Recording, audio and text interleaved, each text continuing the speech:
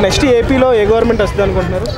So present ఉన్న సిచ్యువేషన్కి అయితే జగన్ ఏం చేస్తున్నాడు అనేది అందరికీ తెలుసు, కానీ మోస్ట్లీ ఎక్కువ జనసేన రావాలని అందరూ కోరుకుంటున్నారు.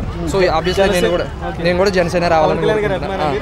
కాదు, ఆయన సిద్ధాంతాలు ఇష్టమా? అంతే, అది సిద్ధాంతాలు అంటే ఇష్టము. ప్లస్ జనసేన ఎందుకు అంటే లాస్ట్ టైం చూసుకుంటే ఒక్క ఓటుకి కూడా ₹1 ఇవ్వలేదు. రూపాయి ఇవ్వకుండా ఎలక్షన్లో నిలబడ్డాడు. Zero budget. ప్లస్ ఆయనకు అభిమానులు ఉన్నారు కానీ ఎక్కువ ఓటర్ ఎలిజిబిలిటీ కూడా లేకుండా ఉండటం వల్ల ఆయన ఓడిపోతున్నాడు. అది మైనస్ అవుతుంది. ఈ జగన్ ఏం చేస్తున్నాడంటే ఎక్కువ ఓల్డ్ ఏజ్ పీపుల్ ఉంటారు కదా, సో వాళ్ళని టార్గెట్ చేస్తున్నాడు. వాళ్ళేంటి గ్రౌండ్ లెవెల్. సో వాళ్ళేం చూసుకుంటారు, ఆ టైంకి మాకు పెన్షన్ వస్తుందా, మాకు కావాల్సిన సరుకులకి వాటికి దొరుకుతున్నాయా లేదని చూస్తున్నారు తప్పించి వాళ్ళ నెక్స్ట్ తరాలకి ఉపయోగపడి సీఎం వస్తాడా లేదని ఎవరు ఆలోచించట్లా. అది ఆలోచించేది యూత్ ఒకటే. యూత్కి ఏమో ఓటర్స్ కూడా చాలా తక్కువ. సో దానివల్ల పవన్ ఓడిపోతున్నాడు. కానీ సో అందరికీ ఈవెన్ ఎల్డర్ పీపుల్స్ కూడా బాగా మెచ్యూర్గా కొంచెం ఆలోచిస్తే పవనే వస్తాడు. సో చంద్రబాబు గురించి అంటే ఆల్రెడీ చెప్పాల్సిన అవసరం లేదు, ఆయన చాలా చేశాడు.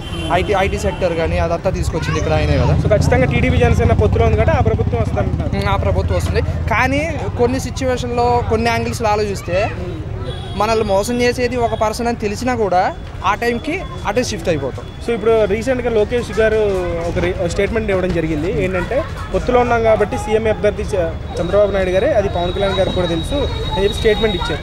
లేదు పవన్ కళ్యాణ్ గారే సీఎం అని చెప్పేసి జనసేన అభిమానులు చెప్తున్నారు. సో ఎవరు కరెక్ట్ అంటే సీఎం అభ్యర్థికి ఎవరు కరెక్ట్ అని మీరు అనుకుంటున్నారు?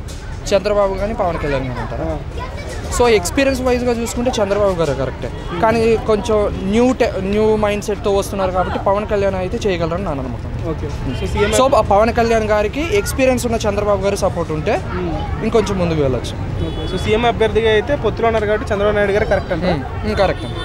సో న్యూ ఐడియాలజీతో కూడా రావాలనుకుంటే ఎక్స్పీరియన్స్ ఉన్న ఒక పర్సన్ పక్కన ఉంటే ప్లస్ అవుతుంది. కాబట్టి ఆయన ఇప్పుడు ఈయన సీఎంగా ఉండి ఆయన డిప్యూటీ సీఎంగా ఇస్తే పదవిస్తే ఓకేనా, బాగుంటుందా? పవన్ కళ్యాణ్ గారు అట్లయినా ఓకే. ఇప్పుడు ఎట్లా అంటే ఏదో ఒక పొజిషన్లో ఉంటే ఏదో ఒక చేయడానికైతే ఒక ఆపర్చునిటీ అనేది ఉంటుంది కదా, అధికారంలో ఉంటారు కాబట్టి ఏమైనా చేయొచ్చు. సో 170 సీట్స్ ఉన్నాయి. ఎన్ని సీట్స్ ఎక్స్పెక్ట్ చేస్తున్నారు టీడీపీ జనసేనకి వైసీపీకి నెక్స్ట్ ఎలక్షన్స్లో? అది చేయండి. గెస్సింగ్ అంటే అరౌండ్ 150 వేసుకోవచ్చు.